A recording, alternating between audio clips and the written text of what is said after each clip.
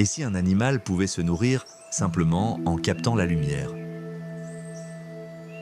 Voici Bulbizarre, une créature mi-plante, mi-animale dont l'existence remettrait en question tout ce que nous savons sur la biologie terrestre. Pendant les prochaines minutes, suivez-moi. On va comprendre comment il survit. Bulbizarre n'est pas seulement un Pokémon iconique, c'est une espèce théoriquement plausible. Un petit vertébré portant sur son dos un organisme végétal capable de photosynthèse. Aujourd'hui, nous allons analyser son anatomie, son comportement et la relation mystérieuse qu'il entretient avec la plante qu'il transporte. Comme si cette créature vivait ici dans nos forêts.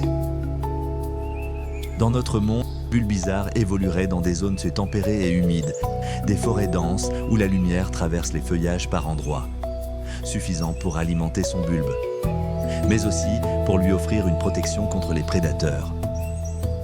De nature timide, il passerait la majorité de ses journées immobiles, absorbant la lumière comme une petite plante au ras du sol.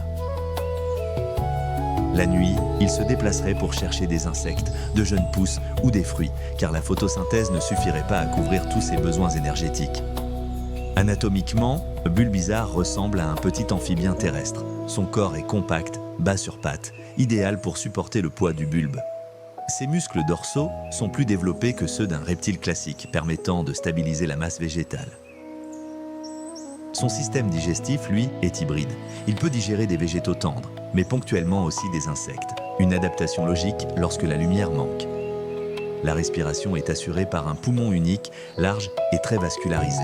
Cela permet de maintenir une température interne stable, même lorsque le bulbe absorbe ou libère de la chaleur. Mais l'essentiel se trouve évidemment sur son dos, le bulbe. Une structure vivante qui n'est ni une fleur ni un fruit, mais un organe spécialisé, formé d'un ensemble de tissus végétaux et nerveux. Il est traversé par des veines semblables à des racines qui pénètrent profondément dans la peau du Bulbizarre. C'est par elles que l'énergie circule. Cette relation n'a rien d'impossible. Dans la nature, plusieurs espèces combinent déjà des caractéristiques animales et végétales. Les lichens sont des symbioses complexes formées de champignons et d'algues.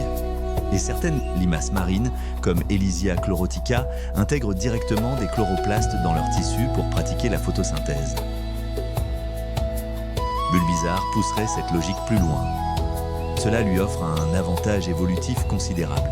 Il peut survivre plusieurs jours sans nourriture, reste immobile pendant de longues heures et se camoufler parmi les plantes, presque invisible pour un prédateur. Mais il y a une limite. La photosynthèse ne peut fournir qu'environ 20% de ses besoins quotidiens. Le reste provient de son alimentation traditionnelle. Les jeunes naîtraient probablement sans bulbe pleinement développé. Une petite excroissance verte apparaîtrait durant les premières semaines, puis se développerait en symbiose avec le corps. D'un point de vue évolutif, cette relation aurait émergé dans une lignée d'amphibiens herbivores. Le bulbe aurait d'abord été une simple excroissance charnue, avant que des cellules végétales symbiotiques ne s'y installent. Une adaptation lente, mais cohérente. Si Bulbizarre existait dans notre monde, il serait probablement l'un des exemples les plus fascinants de symbiose jamais observés. Une créature paisible, discrète, mi-animale, mi-plante, un témoin vivant de l'inventivité de la nature.